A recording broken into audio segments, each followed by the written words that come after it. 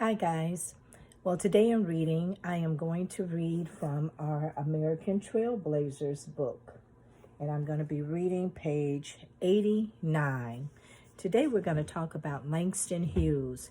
If you remember, we have been reading some of his poetry. So today we want to learn a little bit more about him. And this is a picture. And it's on page 89 if you have your book. Langston Hughes was a jazz poet and activist. He was born February 1902 and he died in May 22nd, 1967. James Mercer Langston Hughes was born in Joplin, Missouri, soon after his father moved to Mexico to escape racism in the United States, and he and his mother moved to Lawrence, Kansas. Langston's mother's relatives were highly educated activists who fought for Black people to have the same rights as whites. Langston's grandmother raised him to feel great pride in his race. When she died, Langston and his mother moved to several different Midwestern towns.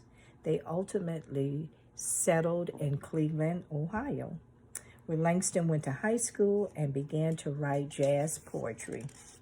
Langston lived in Harlem, New York during the 1920s and 1930s, when it had more Black artists and writers and musicians than any other place in the world. He became famous for writing about Black working people. Some people wanted him to sugarcoat what it was to be Black, to make it prettier and taste better. But Langston was honest, and he didn't apologize for it. Langston used words like they were notes in a song, because remember, he was a musician as well.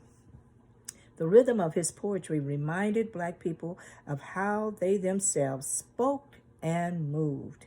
His poetry, novels, essays, and newspaper columns were printed in important Black-owned publications. Eventually, his writing also appeared in magazines and newspapers, and that were owned and read by all races. Langston expressed the joy and heartache of being Black in America. One of his most famous poems is Harlem. In this piece, Langston asks a question over and over. What happens to a goal or fervent desire that is thwarted or crushed? When your deepest dream is forever out of reach, does it simply disappear, or does it turn to dust or fester? He asked this question because the dreams of so many Black men and women have been deferred. Today, his poetry is as alive as it was in the day he wrote it, and it speaks a truth. His powerful and beautiful jazz poems, novels, and essays continue to be read by children and adults around the world. And here's a quote. Jazz to me is one of the inherent expressions of Negro life in America, the eternal tom-tom beating in the Negro soul, the tom-tom of revolt against weariness in a white world, a world of subway trains and work, work, work, the tom-tom of joy and laughter and pain swallowed in a smile. And these are some tips for you.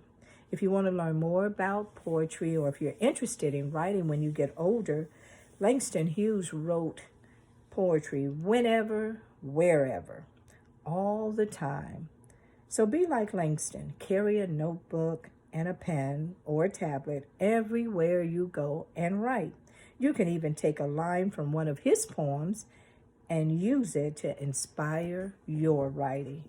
Okay, guys, until next time, talk about that with your parents, things that you remember that we read, and I'll see you next time. Bye.